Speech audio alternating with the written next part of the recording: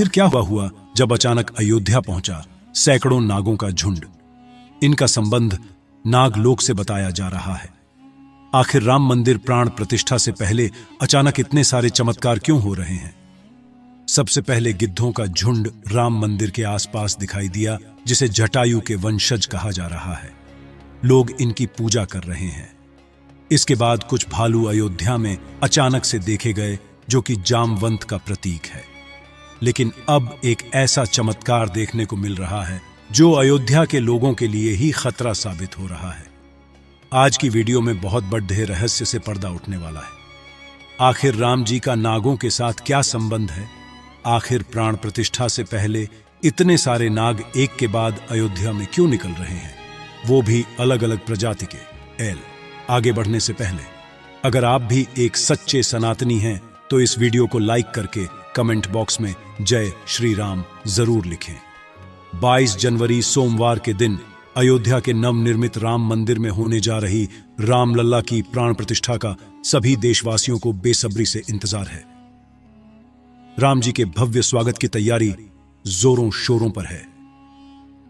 यह तारीख कोई आम तारीख नहीं है, बल्कि इसके पीछे बहुत ही खास महत्व छिपा हुआ है। आखिर राम मंदिर की प्राण प्रतिष्ठा के लिए 22 जनवरी का समय ही क्यों चुना गया? इसके पीछे का रहस्य जानकर आपके भी होश उड़ जाएंगे। त्रेता युग में प्रभु श्री राम का जन्म अभिजीत मुहूर्त में हुआ था। 22 जनवरी सोमवार के दिन मृगशीर्ष नक्षत्र में अभिजीत मुहूर्त का संयोग बन रहा है। यही कारण है कि इस तिथि को रामलला की प्राण प्रतिष्ठा के लिए चुना गया है। साथ ही यह भी माना जा रहा है कि इस शुभ मुहूर्त में रामलला की प्राण प्रतिष्ठा करने से प्रभु श्री राम सदैव मूर्ति के अंदर विराजमान रहेंगे। लेकिन जैसे जैसे प्राण प्रतिष्ठा का समय नजदीक आ रहा है, वैसे वैसे अलग अलग प्रजाति के नाग अचानक ही अयोध्या में प्रकट हो रहे हैं, जो कि अयोध्या वासियों के लिए खतरा बनते जा रहे हैं। लेकिन गिद्धों का और भालुओं का संबंध तो प्रभु श्री राम से बताया जाता है। उन्होंने रामायण में उनकी सहायता भी की थी।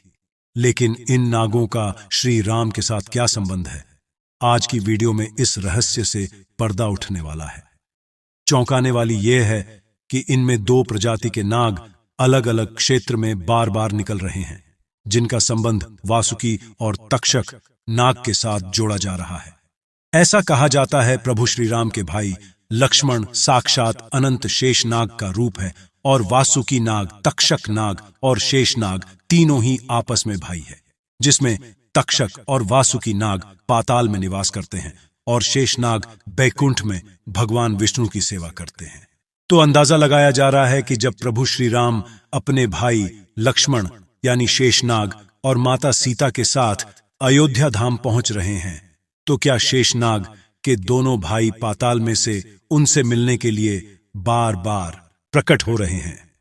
दोस्तों, यह रहस्य बहुत बड़ा है, क्योंकि अयोध्या के क्षेत्र से जब एक सांप को पकड़कर सुरक्षित इलाके में छोड़ा जाता है, तो वही सांप पुनः राम मंदिर परिसर में भी देखा जाता है, जिससे कई बार मजदूरों को भी काम करने में भय महसूस होता है।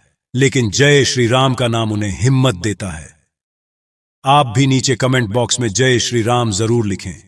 लेकिन दोस्तों, प्रभु श्री राम का नागलोक के वीडियो के साथ क्या संबंध है, वह सच्चाई जानकर आपके पैरों तले जमीन खिसक जाएगी, क्योंकि पूरे घटनाक्रम को मल्टीवर्ड्स के साथ जोड़कर देखा जा रहा है, जिसे हिंदी में सृष्टि चक्र कहते हैं। मल्टीवर्स की सच्चाई जानकर आपके भी रोंगटे खड़े हो जाएंगे। जिस संसार में हम रहते हैं वह सृष्टि व विनाश के चक्र से गुजरती है। इस संसार के प्रत्येक सृष्टि चक्र को एक कल्प कहा जाता है। हर कल्प के 4 युग या 4 भाग होते हैं। दूसरे भाग या त्रेता युग में राम अयोध्या में जन्म लेते हैं और रामायण करके फिर से बैकुंठ लौट जाते हैं। यानी कि अगर आप इस पृथ्वी पर अपना जीवन यापन कर रहे हैं, आप जो घटनाक्रम कर रहे हैं, वही बराबर घटनाएं किसी और यूनिवर्स या कल्प में आपके ही रूप के साथ पुनः होने वाली है या फिर हो चुकी है आगे। मल्टीवर्ड्स की सच्चाई को साबित करने के लिए एक ऐसी पौराणिक घटना आपको बताएंगे जिसे जानने के बाद आपको भी मल्टीवर्स की सच्चाई पर यकीन होने लगेगा। इस दुनिया में केवल 3 विद्वानों को मल्टीवर्स को देखने की और उनमें जीने की, टाइम ट्रैवल करने की इजाजत दी गई है, जिसमें पहले है वासुकी नाग, दूसरे हैं तक्षक नाग और तीसरे हैं काक। देव तक्षक और वासुकी नाग के बारे में हम आपको बता चुके हैं, लेकिन सवाल उठता है आखिर काकभुशुंडी कौन है और आखिरी इन्हें प्रभु श्री राम ने अमर कैसे बनाया। वेदों और पुराणों के अनुसार काकभुशुंडी ने 11 रामायण और 16 महाभारत देखी ही हैं। वह कल्प के अंत तक अपने शाश्वत स्वरूप में जीवित रहेंगे। भगवान राम ने ही काकभुशुंडी को अमर बनाया था। कौवे के रूप में अपने एक जन्म के दौरान काकभुशुंडी की मुलाकात बालक राम से हुई। प्रभु खेल रहे था और उसने उसे पकड़ने की कोशिश की। समय आने पर काकभुशुंडी को भगवान के मुख के दर्शन हुए। बालक राम के मुख में आकाश गंगाओं और ब्रह्मांड को देखने के बाद काकभुशुंडी ने भगवान राम से दूर उड़ना बंद कर दिया और उनके पास लौट आए। काकभुशुंडी ने भगवान राम को न पहचानने के लिए क्षमा मांगी। भगवान ने उन्हें दिव्य मुस्कान दी और काकभुशुंडी से उनकी इच्छा पूछी। काकभुशुंडी ने कहा कि वह भगवान राम के प्रति अपनी भक्ति हमेशा हमेशा के लिए करना चाहते हैं। काकभुशुंडी के प्रेम और समर्पण से प्रसन्न होकर भगवान राम ने उन्हें आशीर्वाद दिया कि काल काकभुशुंडी को नहीं मार सकता और वह इस कल्प के अंत तक जीवित रहेंगे। जिसके बाद सृष्टि के 27 चक्रों तक जीवित रहे। उन्हें अमरता का वरदान प्राप्त हुआ। वे कौवे के रूप में जीवित रहे क्योंकि उन्हें भगवान राम के निकट रहने का अवसर मिलता था। जब भी भगवान राम का जन्म होता है वह अयोध्या जाते हैं और भगवान राम को एक बच्चे के रूप में बड़े होते और खेलते हुए देखते हैं। यह भी हो सकता है काकभुशुंडी अयोध्या में भी हाल फिलहाल मौजूद हो और राम मंदिर के निर्माण कार्य को अपनी आंखों से देख रहे हों। यानी कि यह तीनों विद्वान अपनी मर्जी से किसी विकल्प यानी यूनिवर्स में जा सकते हैं, टाइम ट्रैवल कर सकते हैं और अयोध्या में अचानक से नागों का पाया जाना, वह भी राम मंदिर। प्राण प्रतिष्ठा से पहले तो इनका संबंध भी वासुकी और तक्षक नाग से लगाना गलत नहीं होगा। इन नागों के दर्शन मात्र से भक्तों का उद्धार हो जाता है। लेकिन कई लोग होंगे जो अभी भी मल्टीवर्स यानी सृष्टि चक्र को मानने को तैयार नहीं होंगे। लेकिन आगे हमें कैसे? कहानी, एक ऐसी सच्ची कहानी आपको बताने जा रहे हैं जिसका संबंध रामायण से जुड़ा है और इसे जानकर आपको विश्वास हो जाएगा कि मल्टीवर्स वास्तव में होता है। जिस तरह दुनिया में आने वाला हर इंसान की मृत्यु निश्चित होती है, उसी तरह इंसान रूप में जन्म लेने वाले भगवान के अवतारों का भी इस धरती पर एक निश्चित समय है। वह समय समाप्त होने के बाद उन्हें भी अपने प्राण त्याग करके अपने लोक वापस लौटना पड़ा था। उसी प्रकार भगवान श्री राम भी इस लोक को छोड़कर वापस विष्णु लोक गए। भगवान श्री राम के मृत्यु में सबसे बड़ी बाधा उनके प्रिय भक्त हनुमान थे, क्योंकि हनुमान के होते हुए यम की इतनी हिम्मत नहीं थी कि वह राम के पास पहुंच चुके। लेकिन स्वयं श्री राम से इसका जो हल निकाला वह मल्टीवर्ड्स यानी सृष्टि चक्र के साथ जुड़ा हुआ है। एक दिन राम जान गए कि उनकी मृत्यु का समय हो गया था। वह जानते थे कि जो जन्म लेता है उसे मरना पड़ता है। उन्होंने कहा कि यम को मुझ तक आने दो, मेरे लिए वैकुंठ, मेरे स्वर्गिक धाम जाने का समय आ गया है। लेकिन मृत्यु के देवता यम अयोध्या में प्रवेश करने से डरते थे, क्योंकि उनको राम के परम भक्त और उनके महल के मुख्य प्रहरी हनुमान से भय लगता था। यम के प्रवेश के लिए हनुमान को हटाना जरूरी था, इसलिए राम ने अपनी अंगूठी को महल के फर्श के एक छेद में से गिरा दिया और हनुमान से इसे खोजकर लाने के लिए कहा। हनुमान ने स्वयं का स्वरूप छोटा करते हुए बिल्कुल भंवरे जैसा आकार बना लिया और केवल उस अंगूठी को ढूंढने के लिए छेद में प्रवेश कर गए। वह छेद केवल छेद नहीं था, बल्कि एक सुरंग का रास्ता था जो सांपों के नगर नागलोक तक जाता था। हनुमान नागों के राजा वासुकी से मिले और अपने आने का कारण बताया। वासुकी हनुमान को नागलोक के मध्य में ले गए, जहां अंगूठियों का पहाड़ जैसा ढेर लगा हुआ था। वासुकी ने कहा, यहां आपको राम की अंगूठी अवश्य ही मिल जाएगी। हनुमान सोच में पड़ गए कि वह कैसे उसे ढूंढ पाएंगे, क्योंकि यह तो भूसे में सुई ढूंढने जैसा था। लेकिन सौभाग्य से जो पहली अंगूठी उन्होंने उठाई वह राम की अंगूठी थी। आश्चर्यजनक रूप से दूसरी भी अंगूठी जो उन्होंने उठाई वह भी राम की ही अंगूठी थी। वास्तव में वह सारी अंगूठी जो उस ढेर में थी सब एक ही जैसी थी। इसका क्या मतलब है? वह सोच में पड़ गए। वासुकी नाग वाले जिस संसार में हम रहते हैं वह शुरू भी होता है और प्रलय के साथ उसका अंत भी हो जाता है। प्रत्येक कल्प में चारों युग आते हैं और समाप्त भी होते हैं, और हर सतयुग के अंत में एक वानर इस अंगूठी का पीछा करता है और पृथ्वी पर राम मृत्यु को प्राप्त होते हैं। इसलिए यह सैकड़ों हजारों कल्पों से चली आ रही अंगूठियों का ढेर है। सभी अंगूठियां वास्तविक हैं। अंगूठियां गिरती रहीं और इनका ढेर बड़ा होता रहा। भविष्य के राम की अंगूठियों के लिए भी यहां काफी जगह है। हनुमान जान गए कि उनका नागलोक में प्रवेश और अंगूठियों के पर्वत से साक्षात कोई आकस्मिक घटना नहीं थी। यही मालती वर्ष का रहस्य था। यह राम जी का उनको समझाने का मार्ग था कि मृत्यु को आने से रोका नहीं जा सकेगा। राम मृत्यु को प्राप्त होंगे, संसार समाप्त होगा, लेकिन हमेशा की तरह संसार पुनः बनता है और राम भी पुनः जन्म लेंगे। इस घटना के बाद प्रभु श्री राम सरयू नदी में समाहित हो गए।